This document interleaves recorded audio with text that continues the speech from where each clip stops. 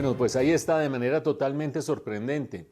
Dos exfuncionarios de la embajada rusa en Bogotá haciendo espionaje en el país y haciendo espionaje en tres dimensiones muy delicadas para la vida nacional. Por una parte, esta dimensión de la infraestructura energética, imagínense ustedes algo tan sensible para el país como la infraestructura energética. Por otra parte, cuestiones relacionadas con tecnología y además de eso, cuestiones relacionadas con inteligencia.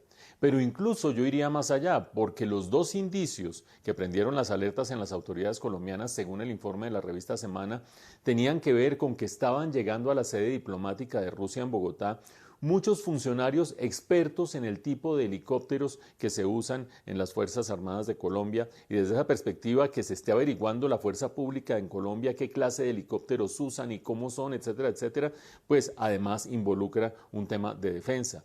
Pero el otro elemento que se tuvo en cuenta para prender las luces de alerta, el que había crecido desmesuradamente la sede de la representación diplomática de Rusia en Bogotá.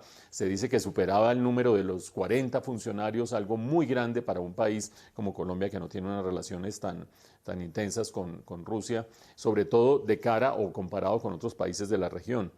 En ese contexto vienen tres grandes preguntas hacia adelante. La primera de ellas, ¿esta era una intervención motu proprio de Rusia o haciéndole un servicio a Venezuela?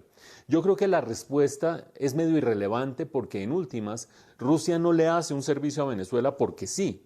Rusia está de alguna manera ayudándole a Venezuela, tanto económicamente como en términos estratégicos, etcétera, porque tiene intereses propios en la región.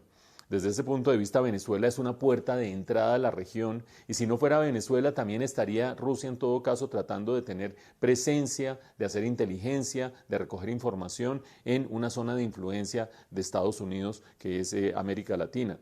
Por supuesto, en cualquiera de los dos casos, Venezuela o Rusia motu propio, gravísimo para la seguridad nacional y muy buena la reacción de la contrainteligencia colombiana. Segundo punto, ¿qué va a hacer Colombia en sus relaciones con Rusia? Pues dificilísimo de saber, porque en esta coyuntura ustedes han visto, cuando se expulsaron los dos funcionarios de la embajada rusa en Bogotá, también el gobierno ruso decidió expulsar a dos funcionarios de la embajada de Colombia en Moscú. El problema es que allá nos expulsan dos funcionarios y nos quedamos literalmente sin embajada. Se quedó solo el embajador, el doctor Alfonso López Caballero, y en la práctica tener relaciones en esa coyuntura con tanta tensión, solo el embajador, imagínense ustedes cómo van a evolucionar de aquí en adelante las relaciones entre los dos países. Pero tercero, y algo muy significativo, ¿qué nos deja esto de lección acerca de la situación en Colombia en términos de seguridad, de inteligencia, posibilidad de espionaje?